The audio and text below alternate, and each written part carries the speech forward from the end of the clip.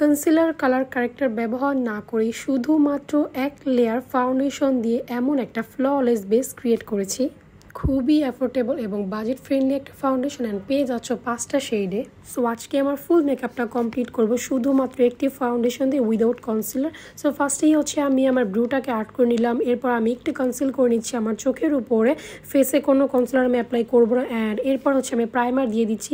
And এরপর আজকে যে টপ প্রোডাক্টটা যেটা নিয়ে আমি কথা বলছিলাম, ইভারলির ফাউন্ডেশন, ইভারলির 24 hour pure matte foundation. So এটা একদমই ফুল কভারেজ হবে অ্যান্ড ম্যাটিফাইং একটা primer, oil free and shine control, waterproof and SPF 15 দেওয়া আছে। সো এক্সট্রা করে আমাদের আর কোনো সানস্ক্রিন ইউজ করতে হবে না, শুধুমাত্র একটা ফাউন্ডেশন দিলেই এনাফ। ইভারলির এই ফাউন্ডেশনটাকে আমরা এরকম একটা কাচের কন্টেনারে পেয়ে যাব অ্যান্ড এরকম ড্রপ সিস্টেম হবে। সো এটাকে আমি এক লেয়ার করে দিব।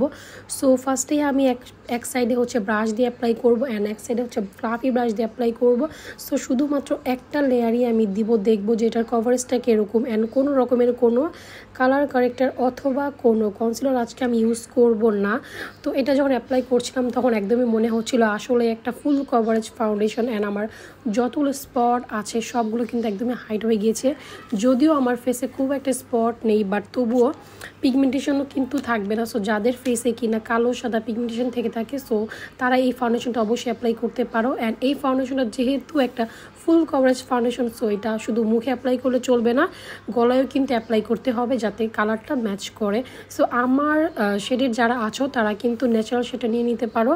এরপর দেখো আমি এই সাইডে এই ব্রাশটা দিয়ে অ্যাপ্লাই করছিলাম, আর এই ব্রাশ দিয়ে অ্যাপ্লাই করার ফলে কিন্তু পাফ দিয়ে আর ব্লেন্ড করার প্রয়োজন হয় না। তবুও যদি খুব ভালো একটা ফিনিশিং চাও সেই ক্ষেত্রে তোমার পাফ দিয়ে আবার হচ্ছে অ্যাপ্লাই করতে পারো, বাট অবশ্যই পাফটাকে ভিজিয়ে নিতে হবে। অ্যান্ড এই ফাউন্ডেশনটা অ্যাপ্লাই করার ফলে টোটালি একটা ম্যাটিফাইং লুক দিবে। অ্যান্ড আমি মনে করি এই ফাউন্ডেশনটা অল স্কিন টাইপ, যেহেতু একটা অয়েল ফ্রি লিখাই আছে, হ্যাঁ এটা অ্যাপ্লাই করার পর আমার কাছে এটাই মনে হয়েছে যাদের অয়েলি স্কিন তাদের জন্য তো অনেক বেশি ভালো, অ্যান্ড যাদের ড্রাই স্কিন তাদের জন্য অনেক ভালো, এটা একদমই ড্রাই করে না। যাই হোক, তারপর আমার ফাউন্ডেশন অ্যাপ্লাই করা শেষ। এরপর হচ্ছে আমি লিকুইড ব্লাশ দিচ্ছিলাম, তারপর হচ্ছে আমি আস্তে আস্তে আমার মেকআপটাকে সেট করব। সো যাই হোক, আজকে মেইনলি হচ্ছে ফাউন্ডেশনটা নিয়ে ভিডিও করা। তো এই ফাউন্ডেশনটা দিয়ে আজকে আমি আমার ফুল মেকআপটা করেছি, আমার কাছে তো অনেক বেশি ভালো লেগেছে, একদমই ফ্ললেস। সো তোমরা প্রথমেই দেখতে পেয়েছো আমার লুকটা। এরপর আমি অফ ক্যামেরাতে আমি একটা স্মোকি আই করেছি অনেক দিন পরে, অ্যান্ড হচ্ছে আবার একটু ব্লাশ দিয়ে দিচ্ছিলাম হালকা হালকা করে। সো তারপর হচ্ছে আমি একটু হাইলাইটার দিব। সো এই ফাউন্ডেশনটাকে অনেকে অনেক দামি দামি ফাউন্ডেশনের সাথে হচ্ছে কি বলে কম্পেয়ার করে।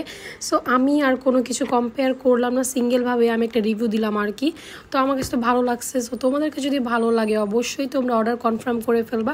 স্বর্ণাস পেজে 5টা শেড পেয়ে যাবা, যে যার ইচ্ছা মতো শেড নিয়ে নিতে পারো। তো তারপর আমি হচ্ছে একটা নুড কালার লিপস্টিক দিয়ে দিলাম, এটা হচ্ছে বিউটি গ্লেজারে, অনেকেই আক্স করতে পারো, তাই আমি আগেই বলে দিলাম। তো এটাই হচ্ছে আমার আজকের ফাইনাল লুক। আমাদের কাছে ভালো লাগলে অবশ্যই একটা লাইক, কমেন্ট অ্যান্ড শেয়ার দিবেন, কমেন্টস করে জানাবে আজকে এই লুকটা কেমন হয়েছে। সবাই ভালো থেকো, সুস্থ থেকো, আল্লাহ হাফেজ।